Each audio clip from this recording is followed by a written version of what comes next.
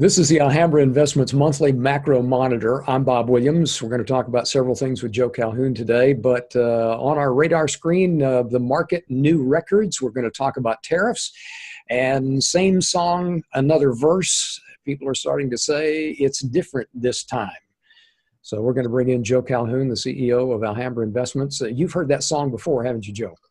It's different this time. Well, what's interesting about that is it is different this time. It's different every time, right? It's always different. Every cycle is a little bit different, but until it's not. But there are some things that don't change, and so we concentrate on those things that don't change. We've been looking at a really long economic expansion, and it looks like there's no end in sight. What do you see in the reports?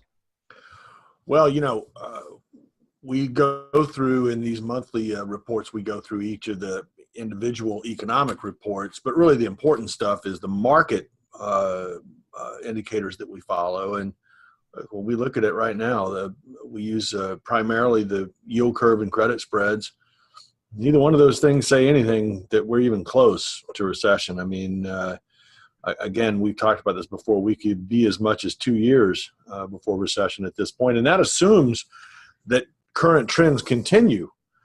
I was talking to someone the other day. I said, if you go back to the mid-'90s, the Fed did actually engineer a soft landing back then in the mid-'90s, 94, 95. They had a tightening cycle in 94. Yield curve got down to, I think, about 20 basis points, and then it just stayed there, and they went for another 5 years before you got recession. So, look, you don't know. But right now, nothing on our radar says that recession is imminent. I think probably more importantly is that we don't see a big acceleration either. I've said this before. When we look at the yield curve credit spreads, we look at the dollar, we look at all the economic reports, look at the CFNAI, which I'm sure you're going to ask me about. All these things are telling us that we're growing just a little bit above trend. And so I won't rain on all the Trump fans' parade. Things are a little bit better in some respects from the previous administration, but not a big difference. Do you think people are looking at the wrong kinds of reports to get an accurate view of what's going on? Well, I don't know about the wrong kinds of reports. I'm leery of all government reports because they always get revised. I think it's interesting that we put so much emphasis on things that really, in the long run, are not all that accurate. One of the things I looked at was looking at employment reports, and not in this report, but just in the past, I've done some research on employment reports. Because those things come out every month, and they're big market movers, right? Yeah, they really don't mean anything. The revisions on those things well, first of all, the accuracy, the stated accuracy is plus or minus 100,000. So when you're getting a number that's 150 or 200,000 and it's plus or minus 100, well, that's not very good. And the revisions can be really big. I tell people, when you look at those reports, what you need to look at, all you need to look at is the sign. Is it a plus or a minus? Because that's as accurate as you can get anyway. So do people look at the wrong things? I think sometimes they do. They put emphasis on things that really don't give us any lead time whatsoever.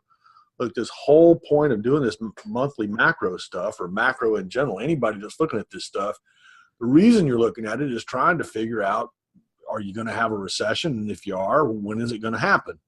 Or if you're in recession, when are you going to come out? We're looking at business cycle stuff here. That's why you're looking at this stuff. And you're looking at that because we know that if you have a recession, stocks are not going to do well. So obviously that's something we want to try to pinpoint. Well, the fact is that the vast majority of the economic reports don't give you any heads up whatsoever. In fact, most of them won't peak and start to change until you're well into recession. Well, I think this is another time that we have to remind ourselves the market's not the economy and the economy is not the market. One of my favorite sayings. It's not. People have this idea that, hey, if I could just figure out this economic growth thing, well, then I could figure out stocks. Yeah, except the correlation between GDP growth and the S&P is like zero. There's just a big disconnect there. You mentioned CFNAI a while ago. Tell me what you've seen this month out of that report. Well, look, we're still getting some distortion out of that report because they had that fire at that big auto supplier a couple of months ago. But, look, the number is slightly above trend. That's where we've been. I think the last number was plus 0.43. But if you look at a 3-month average, you're looking at 0.05. A zero would be that we're at trend, which is roughly 2.5% growth. So 0.05 is very, very slightly above trend. That's it. I think out of your report, the most concerning category this time around was real estate. Yeah, we've seen some softening in the real estate markets. That's been a function of new home sales and existing home sales. Both have been a little bit weak. I mean, look, we're not talking about falling off a cliff here. There's two areas, I think, that are big areas where there's a little bit of, softness. Real estate's one of them. Existing home sales have been down for now 5 months in a row because we did get another report today. But we're not talking giant numbers here. We're talking about that they're down 1% or something like that from the previous month. So I think if you look year over year, you're talking about a number down 1.5% on existing home sales. So it's not a big drop. But, people have been saying for a while now that that's because inventories are low. And, there's not enough houses to choose from. People aren't buying. But inventory's been creeping up for months here. We're at about 4.3 months of supply now at this sales pace. It's a little bit below normal average over the long term, but not by a whole lot. I think a bigger problem is prices. Prices have been rising at over 6% a year for this entire cycle. And I think, too, that the mortgage process today, you get a mortgage, you better have all your ducks in a row because they're going to check everything. They're going to look at your tax returns. They're going to look at your income, your debts. They're looking at everything. And you got to have a down payment. Back in the good old days, if you want to call them that, in the last cycle, well, if you could fog a mirror and show up and sign, well, you got a mortgage. Those days are gone. So I think that's having an impact. On the new home side, again, last month we did see a drop again in new home sales in housing starts as well, and permits were down. So again, I don't know if it's anything all that major or if it's just that things have people don't have the income. I really don't have an answer. There's another area too, big area of the economy that is a little bit weak too. Again, it's not. When I say weak, I just mean that they've come off their peaks. Auto sales is the same thing. Auto sales are running under 17 million now on an annual rate, 16.5, 16.6. Look, that's pretty normal for a cycle. What you normally see through a business cycle is auto sales will ramp up as you come out of recession. They hit a peak, then they go sideways. And we've been in that sideways mode for a while now. But 16.5 is going to be a fairly weak number. But look, it's a hell of a lot better than recession. Last recession, we went down to 10. So we're way, way above that. And I would say, too, by the way, expect both of those little soft pieces to firm up a little bit in the coming months. We're going to have a little hurricane effect. Hurricane Flo, did her blow and came in and knocked down some houses and drowned some cars. And just like with Houston last year, we'll see people buy new cars and we'll see people do some building and rebuild their houses. Now, I will say a lot of people in North Carolina, I understand, did not have flood insurance. I think it might be a little bit slower on the recovery this time than it was in Houston, where they were flood insurance in most cases was mandatory. So we'll see how that goes. But look, we know what happens with these hurricane effects. Generally, what happens, you have a hurricane or some kind of big storm like this, and for about 6 months after it, you're going to see some increased activity. It's not good. I mean, it's rebuilding things that were broken. If we could make our economy grow really fast by breaking things, we'd be really good at that. But unfortunately, you can't do that. So, but do expect to see a little bit of an acceleration in those items that have been soft. And do you think that because the recovery may be a little longer, we're still in that 6-month recovery phase in North Carolina? Yeah, I don't know. I think that doesn't really change. It's, it takes people time. They got to go to the insurance company. They got to get a check. They got to hire contractors. And by the way, it's really hard to hire a contractor when everybody's trying to hire one. So it takes some time. We did some research on this and looking at past storms. Anywhere from 6 to 9 months after the storm, you're going to see a little bit of a change, a little bit of a pickup in activity. One of the things in this monitor that you mentioned was income is fairly slow. And I saw an interesting report this morning that even though wages are not going up, employers seem to be giving maybe some more benefits, more vacation time, things that they can pull back just in case the economy starts to go. Yeah, it's interesting. I saw that report too, and it is quite interesting that they would say that, because that would seem to indicate that maybe they're not as confident as they claim in some of these surveys. We've seen these NFIB surveys, the small business surveys have consistently been very, very strong, businesses being very confident. But there's been a weird little disconnect there with wages and the employment market. We keep hearing, in fact, the JOLTS report for this month, the job openings labor turnover survey, the JOLTS report showed more job openings than people looking for jobs, which we haven't seen before. Now, Jeff and I have talked about that. We think there's maybe some double or triple counting in that job openings figure because of the way companies advertise these days. They put up I know companies that put up ads on Monster and never take them down. So I'm not sure that job openings number is all that great, but I will say this: the quits rate has been going up too. And the quits rate has been very, very strong. And that indicates that people are confident, because you don't quit a job unless you're pretty darn sure you're going to get another one. But what I was going to say is it seems to be this disconnect where we look at the employment reports and we see unemployment at 3.8%, but we don't see any wage inflation. This past month, we got 2.9% on the wage increase. That's right in line with CPI. So if you net it out after inflation, you didn't make any gains. You would think that as the unemployment rate falls, that you would start to see real wages rise. In fact, that's what the original, I'm sure everybody's heard of the Phillips curve. Everybody talks about, the Fed talks about the Phillips curve, how if unemployment rate gets too low, it ends up causing inflation. It's actually not what the Phillips study said. It was done by a guy named A.W. Phillips. He was a Brit. And he did that study looking at British wages during a gold standard period. So what he was really looking at were real wages. And all he really said was that if the unemployment rate gets really low, real wages go up. Well, okay, that's called supply and demand. I'm not shocked by that one. So here's the thing. We're at 3.8%, but we're not seeing real wages go up. So companies may be confident, but they're not confident enough to go out there and offer the wage that they really need to offer in order to hire the people they say they can't get. Because if you offer enough money, you will get the people that you want. And the other thing is what you just said about them providing benefits, like working from home or extra vacation days or whatever the case may be. There are things that they can take away if things go south. They're not willing to pay up and give money, but they'll give you benefits that if things go south, they can pull them back.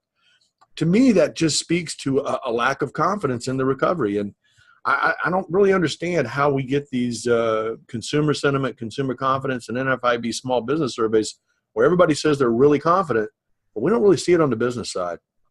One of the things interesting to me is even though wages are not going up much, we've still got a really strong savings rate. Well, we do. And if you think about it, it kind of makes sense. That's why retail sales haven't been that great either. Look, retail sales are rising at 5-6%, which is, it sounds good. Hey, 5 or 6% over year, that sounds like a big number. But if you go back and look at history, previous cycles, that should be up in the high single digits or low double digits. I mean, 8, 9, 10, 11%. That's what we've seen in previous cycles. We're not seeing that this time. But that 6.7% savings rate that we've seen, that's a pretty good number. Now, look, if you go back to the 60s and 70s and the 50s, and that number was routinely above 10, but if you just look at the 80s, 90s, and 2000s, 6.7 is a pretty good number. I feel the same way you do. It's like, well, okay, they're not getting a wage hike. They're putting money in savings. They're not spending as much. Again, I think there's a couple of things going on there. One is I don't think people are as confident as they claim. They've still got a little memory of what happened in 2008. I think the other thing is, look, we got a lot of baby boomers, and they're trying. We know that they haven't saved enough. Heck, I haven't saved enough. So we know that those folks are saving to beat the band because they don't have any choice. They've got to save some money for retirement, whether it's forced retirement and or voluntary. Either way, they got to save some money. I think that's a big part of what's going on with the savings rate. Do you think that baby boomers are going to work longer because of that? Of course, absolutely. Look, you go to Japan where it's even more acute. Japan's raising the retirement age to 70. And look, yeah, listen, it's not going to be in the United States. See, in Japan, it's more voluntary. It's like they want to work. And Japanese people tend to have a longer lifespan. I think their average lifespan is longer than an American. I don't know. Raw fish, I guess. I don't know. Sushi makes you live longer, whatever. I don't know. Got to avoid those sea urchins, though. But anyway, the best-selling book in Japan was, something about living. What is it? How to live a good life to 100 or something like that. I mean, they have long lives. Theirs is more voluntary. They want to work. Whereas in the United States, I think it's going to be a more matter of I've got to work because I can't make ends meet on Social Security and what I've got saved. So, yeah, I think people will work longer. We know that. Look at the employment rate. If you look at participation rates and employment rates in age groups, the older cohort is going up. It's the younger guys that are not working. That's a whole discussion we ought to have one month when we do this. There you go. Yeah, that would be a good conversation. Tell me about corporate profits. What did you see for all the things that you looked at in September? Yeah, corporate profits, obviously we get the GDP report. Corporate profits up 16.1%. It's a good number, no doubt about it. It's not quite as good as the S&P 500 up over 20, but it is a good number. Now, one thing we need to keep in mind is it is somewhat of a one-off. We're not going to get another corporate tax cut next year. So when the market starts to anticipate and starts to look at next year earnings, then we're not going to have as big a number. If you look at the underlying total business sales growth, not exactly comparable, but business sales growth is about 8%. So half of what the earnings growth is. That's a more realistic number for what underlying growth really is. And even there, that's maybe a little high, but because it is nominal too. But it's still, even 8% total business sales growth is not bad. I'll put it this way. If we get 8% earnings growth next year after having 20 plus this year, that's not bad. We can live with that. Market's expensive for that growth rate, but it's been expensive. That hasn't changed.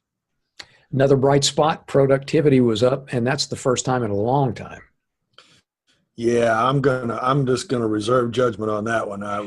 Look, productivity's been in a downtrend since the turn of the century, and as I said in the update, one report, which is one quarter, does not make a trend. And even at this level, it's not very high. We need productivity growth rates in the 2s and 3s, not in the 1s. We'll see. Like I said, reserve judgment on that one. Retail sales up just a touch, not really as much as you'd like, but does that have anything to do with tariffs?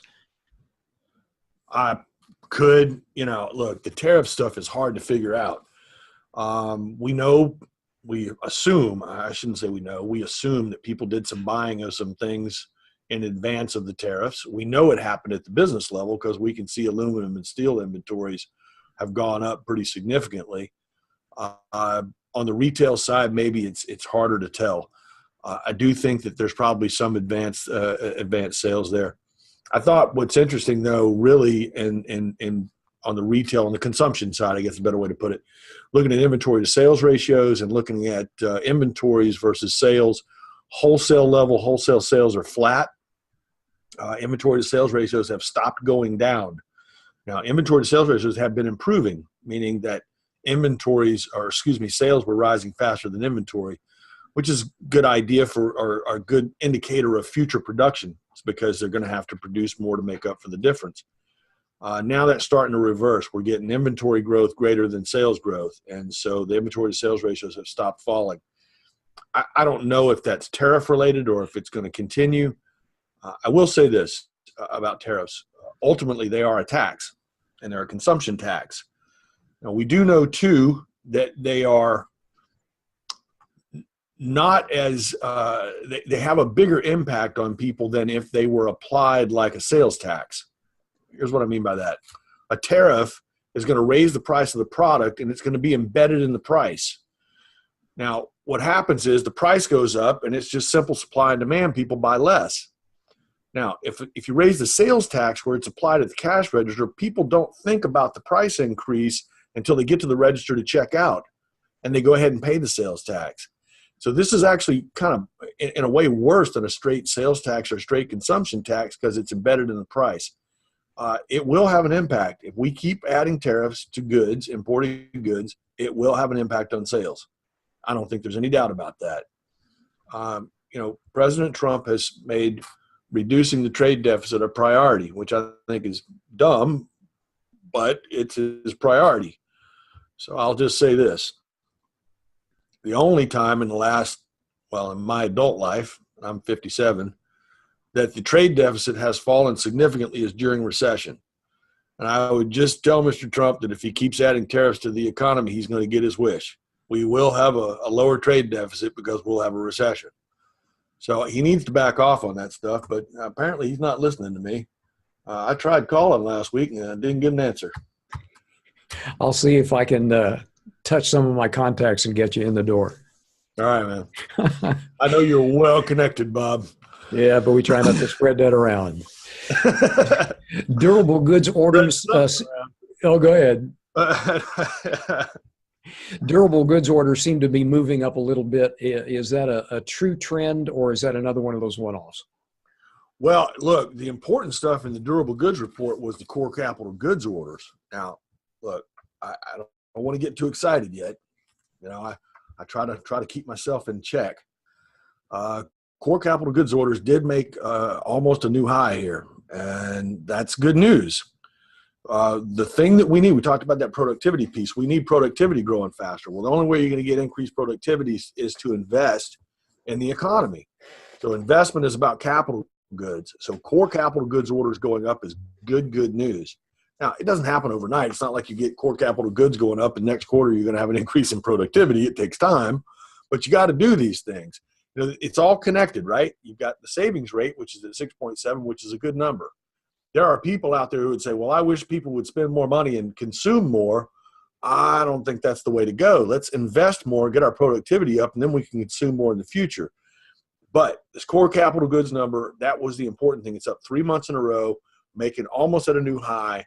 It's just below the peak in 2012. That's the good news. The bad news is that it's also right around the peak in 2008, and it's right around the peak in 1999, which was, 18 years ago. So it hasn't broken out yet, but it looks like it's trying to. And if it does, that is very, very good news. The president did these tax cuts and the repatriation stuff on overseas earnings and so forth was intended to spur investment. We haven't seen a whole bunch of that yet. We've seen a lot of money going to stock buybacks, which is not as bad as, the people who don't like the president want you to believe. Ultimately, if a company buys back stock, they got to buy it from somebody. And so then you got to figure out what that person does with the money that they got from selling the stock and so forth. Ultimately, the money goes into the economy. It's not a bad thing. Just because some company that gets it directly doesn't make the investment really is irrelevant. And in fact, I would just say that if that company doesn't have something good to do with it, I'd rather them give it back to shareholders and let them figure it out. But anyway, the core capital goods number, if it keeps going up, that's good news. Again, reserve judgment. Let's not jump the gun here. It is up near that peak. Let's see if it keeps going. At this point, inflation's not an issue, right? No, not really. We haven't seen much. Like the dollar's also picked up a little bit over the last,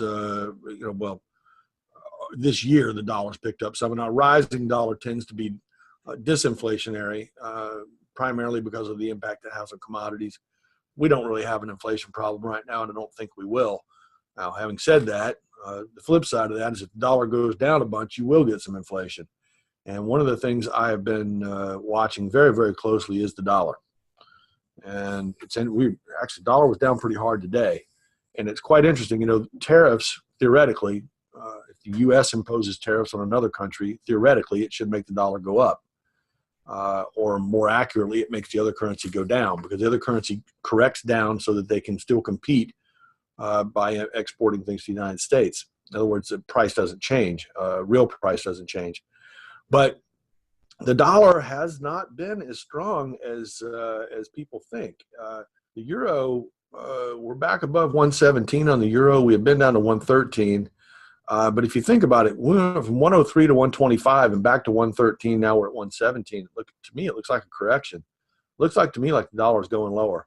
So while we don't have an inflation problem right now, we need to keep a close eye on that dollar. If it really starts to fall off like it did last year, now there's some things we can do as investors to take advantage of that and make some money and keep up with it.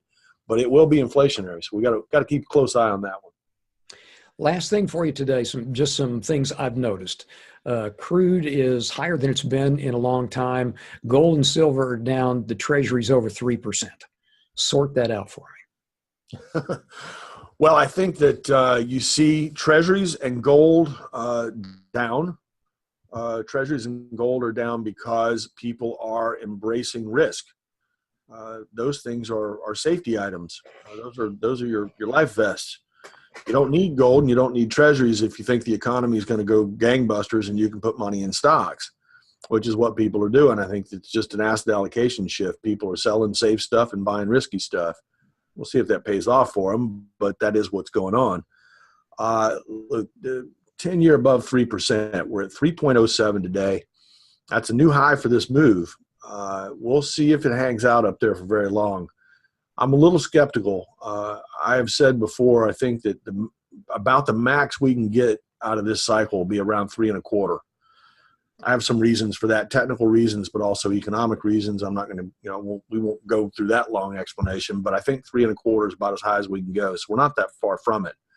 So even if it does go up a little bit more from here, I don't think it's that much of a problem. Oil, though, let's talk about oil. Oil has been the odd man out in the commodity complex for a while now.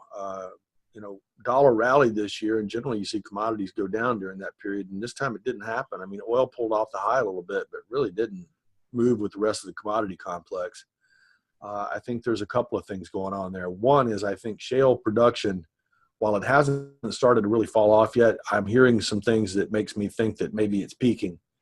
The other thing is that I think that the Iranian sanctions that the Trump administration imposed have worked. The Iranians are having trouble getting oil on the market. So those two factors, I think, have held oil up. If the dollar starts to fall again, you can probably count on $80. And if the dollar really starts to take it, in the chin, I wouldn't put $100 out of the realm of possibility either. The dollar is really important in that aspect. Well, if you put it all together, Joe, we have to remember that it's different this time. It's always different, man. Here's the web address so you can read all of Joe's report, and we will be back with our next MMM report in October. See you then.